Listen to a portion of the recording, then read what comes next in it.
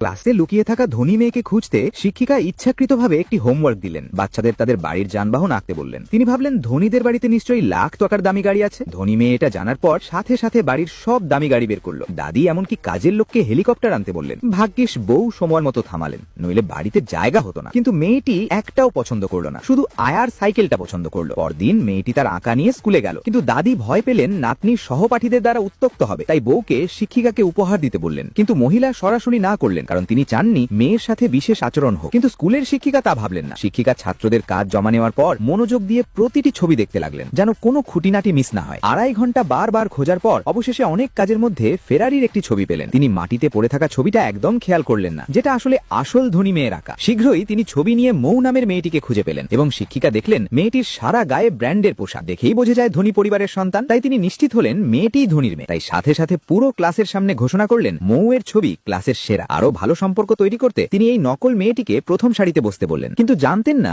নকল মেয়ের বাড়িতে গাড়িই নেই। আর তখন আসল মেয়ে দেখলো তার ছবি মাটিতে পড়ে আছে। ঠিক যখন উঠে ছবি তুলছিল, নকল মেয়ে ইচ্ছাকৃতভাবে তার হাতের পানির গ্লাসে লাথি মারল, ফলে গ্লাসের সব পানি ছবিতে পড়ল। কিন্তু সে ক্ষমা চাওয়ার বদলে উল্টো দোষ দিল যে মেয়েটিই তাকে ধাক্কা দিয়েছে। মেয়েটি শিক্ষিকাকে বোঝাতে চাইল, কিন্তু শিক্ষিকা তখন দেখলেন মেয়েটি সাইকেল এঁকেছে, তাই ঘৃণা ভরা মুখে তারপর মেয়েটির সামনেই ছবিটা ছিঁড়ে টুকরো টুকরো করে ফেললেন। পরে সে সহপাঠীদের উৎপীড়নের অজুহাতে আসল মেয়েকে পেছনে দাঁড় করিয়ে রাখলো। সবাই বসে পড়াশোনা করছে দেখে মেয়েটি কষ্টে কেঁদে ফেলল। কিছুক্ষণ পরে নকল মেয়েটি দেখলো তার একটা পেন্সিল নেই, আর সেটা মেয়েটির পায়ের কাছে পড়ে আছে। তাই শিক্ষিকার আদরের সুযোগ নিয়ে মেয়েটিকে পেন্সিলটা তুলে দিতে বলল। মেয়েটি বেশি ভাবলো না, মাটি থেকে পেন্সিলটা তুলে নকল মেয়েকে দিয়ে দিল। আমি সত্যি ধাক্কা দেইনি, ভুলে হয়ে গেছে, তুমিই ধাক্কা দিয়েছো, দাও এটা। শীঘ্রই হইচই শুনে শিক্ষিকা এলেন। কিছু না বুঝে মেয়েটির দোষ ধরলেন এবং মেঝে মুছতে বললেন। এমন সময় দাদি চিন্তিত হয়ে নাতনিকে নিয়ে পুত্রবধূকে লুকিয়ে শিক্ষিকাকে ফোন করলেন, বললেন নাতনিকে যেন কষ্ট না দেওয়া হয়। শিক্ষিকা আশ্বাস দিলেন তার নাতনিকে কোনো কষ্ট হতে দেবেন না। ঠিক যখন দাদি নাতনির নাম বলতে যাচ্ছিলেন, ওর নাম মিষ্টি তো? হ্যাঁ হ্যাঁ মিষ্টি।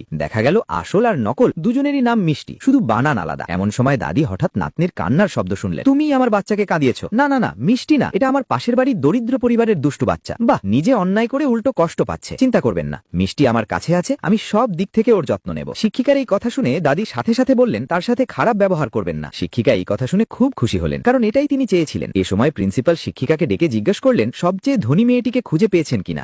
পেয়েছি। তাই প্রিন্সিপাল তাকে একটা খোলা ক্লাসের প্রস্তুতি নিতে বললেন। আগামীকাল চেয়ারম্যানকে দেখাতে ডাকবেন। শিক্ষিকা রাজি হলেন।